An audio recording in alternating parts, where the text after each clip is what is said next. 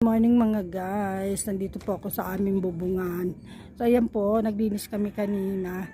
Hindi pa po namin naitatapon yan. Iniwan namin dito sa bubungan. Kaya po ako lumabas dito. Pinagmamasdan ko po ang paligid kasi maalinsangan. Pero mahangin. Pero parang uulan, sana huwag naman. Ito pong malalaking puno. Ayan po, malalaking puno po yan. Bali likuran po namin yan na may bakanting lote. Tapos tinambakan ng mga lupa. Tapos pinabayaan. So, tinubuan na po siya ng mga damo at mga puno. Baka po pamahaya ng mga ahas. Sana wag naman dahil nakakatakyot.